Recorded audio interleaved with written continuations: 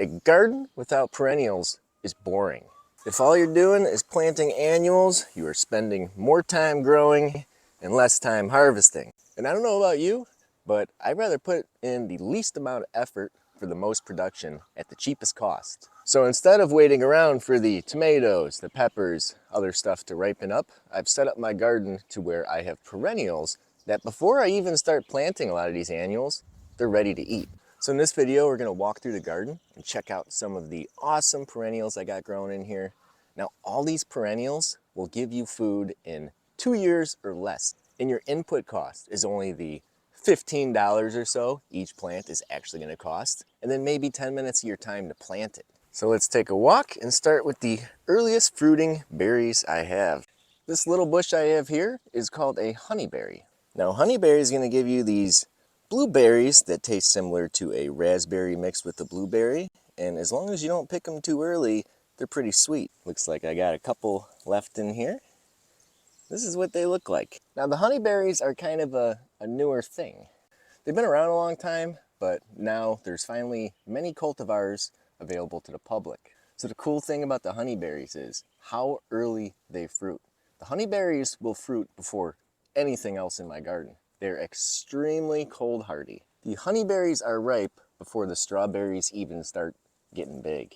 They tolerate the heat just fine, they tolerate some shade, and this is the second year after planting, and this year they were incredibly productive. So how cool is that? Before you even start planting out your garden with the annuals, you already have food. Now these honeyberries will eventually grow to about 5 or 6 feet tall and 5 to 6 feet wide, but now they're still short and compact, but still highly productive. Honeyberry needs friends, so make sure you get other plants to help pollinate. I got these from Stark Brothers. They were pretty cheap, and they gave me fruit in the second year. Now, the important part of all these plants I'm showing you is that there is an overlap. We don't want any time where we're not getting food. So as the honeyberries are ripe and finishing up, the strawberries are next. Strawberries are so great because they are dirt cheap, and once you plant them, they just spread all over the place. It's early July, so the strawberries are just about done.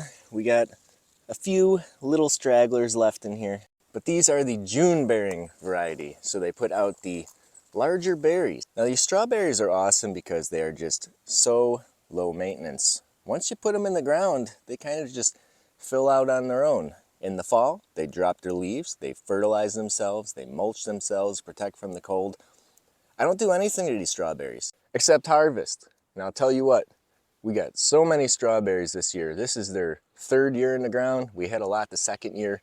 Third year has been incredible. So even though the June bearing are great for the larger size berries, you can also plant everbearing. These guys are definitely a lot smaller, but they'll randomly give you strawberries throughout the summer, unlike the June bearing that are going to give you one large crop.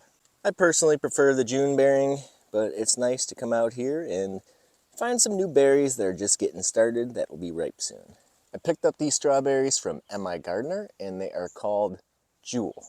As the strawberries were starting to wrap up, we had another fantastic berry start producing, and that would be the currant bushes. I've been picking these things like crazy, but they have been so productive this season. In this small area, I have 3 different types of currants growing. The first one is going to be the red currants. They're the earliest ripening currants I have. And I find the best way to eat them is just coming out here, picking a few berries and popping them in your mouth. It's year 3 of this bush, and it is incredibly productive, but it started producing in year 2. More berries than you know what to do with. And these have been producing for a few weeks now. A lot of other plants, they'll produce their crop and kind of just fade away. The currants seem to hold on pretty long. But as these red currants were starting to ripen up, some of my other currants were just getting started. So over on this side, we have the pink currants. And these are my favorite currants. They're so sweet and they taste like pink lemonade. And they're also a little bit bigger than the reds. And once again, just a crazy productive plant, just completely loaded with currants. And then right next to the pinks, I have the white currants, which are also loaded with berries. Now these are not my favorite currants. I know this guy's ripe because he's a little squishy. It's kind of hard to tell. They got a little bit more tart taste to them, but that's okay. Still a nice, healthy snack. So one little area here, maybe 6-7 feet across, 3 currant bushes, tons and tons of currants growing on here that I can just come out, pick them off, and have a snack. Now, if you don't have a lot of space and you only want to plant 1 currant bush, I'd recommend pinks.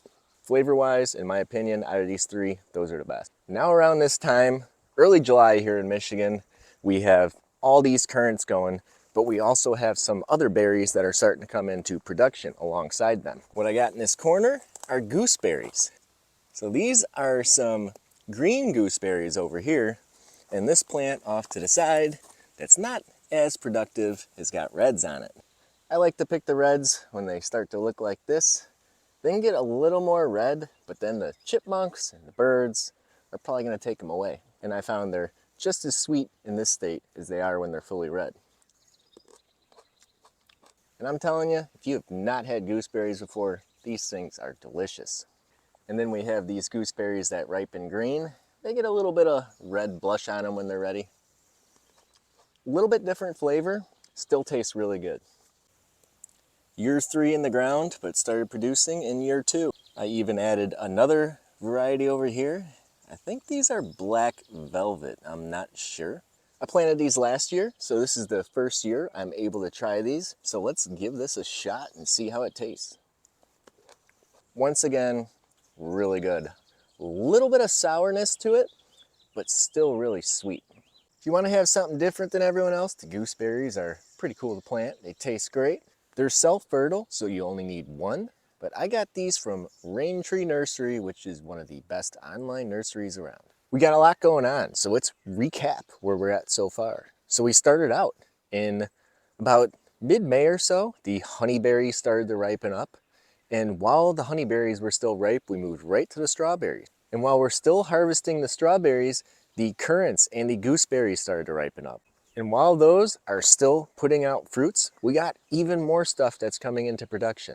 It's not much, but we finally got some blueberries. Not the biggest plants, but we got some nice clusters going on. It's looking like a lot of these plants are going to ripen at different times.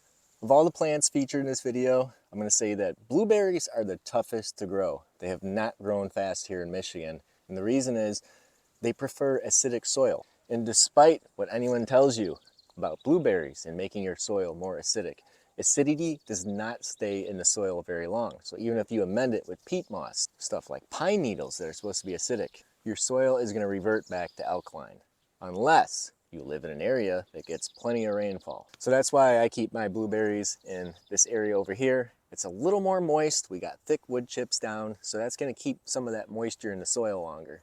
And they did produce the second year. Very slow to grow, but finally starting to grab hold and take off, and plenty of berries to be had. So even though they're a little harder to grow, they're still going to put out a lot of berries. We're going to get berries ripening at different times. So probably over the next month or so, we'll be able to come in here and pick them off as they're ready. I got all my blueberries from M.I. Gardner and Stark Brothers. But as I'm waiting for these blueberries to ripen up, look over here and holy cow, we have a lot of raspberries. I did a video on plants that can take over your garden, and raspberries was featured in there, but I never expected them to be this full. There's a few different types of raspberries in here. So the first ones that are ready are these pink ones. I can't remember the name, but these are ever-bearing raspberries, so they're gonna be 2 crops this year. And these raspberries are really good. And they are just loaded. I mean, look at all these raspberries coming in. And while these pinks are coming in, over here we have reds that are just starting to form. So later in the season, in the fall, these reds are gonna come in. And then right behind the reds, I have this guy I planted. Can't remember the name of this one either. Makes these smaller raspberries on here. This is a variety that fruits on second-year canes. So here's the new growth that'll fruit next year, and here is last year's growth, just loaded with berries. And these little guys pack a big punch. Then I can step outside my garden and come here to the wild area. And look at this, all the brambles people hate. loaded with black cap raspberries. In my opinion, these black cap raspberries are probably the tastiest of all the raspberries. And even though these grow wild here in Michigan, you can get these from the store as well and plant them. Here's an area that I cultivated. I have given up on weeding this because it really doesn't matter. The raspberries can outcompete everything. But just look how big they get when they get a little bit of sun. And that's what's cool about these raspberries is they don't mind a little shade. As far as all the plants in this video go, I'm going to go ahead and say that raspberries are probably the most productive of everything I'm going to show you. While I've been talking, I noticed something back here. Looks like one of the reds from one of last year's canes on here is ready. Tastes like Jell-O. I think of all the stuff I'm going to show you today that the raspberries are my favorite. Now let's talk about some perennials that aren't quite ready yet since it's only July. In another month or so, we should be getting some grapes. This Concord grape has grown insane, and it is loaded with clusters of grapes all down the length of this guy. This guy is loaded with grapes over here as well. These are really sweet tasting grapes. My grapes are currently loaded with chicken food, as you can tell. We'll take care of that problem. But that doesn't matter. Even though these Japanese beetles are on here, these grapes are so vigorous that they can withstand all that pest pressure. Let's see if we can do this. Let's see if the frogs are hungry.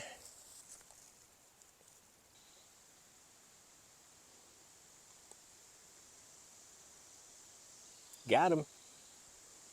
We got one more thing to show you in the garden here, and that is going to be my primo cane bearing blackberries that I planted last year. We got some giant blackberries on it last year. We got some coming into production now that'll be ripe in a couple weeks. And then we have some stuff I planted just a month or so ago. We got a service berry here, and I planted a couple sea berry plants right here that should produce next year. Just look at all these delicious berries I have.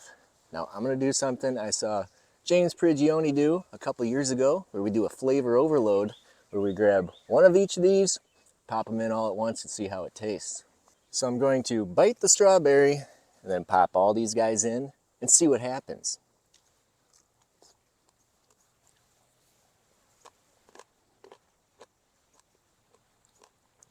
Can't really describe that, but it's really, really good.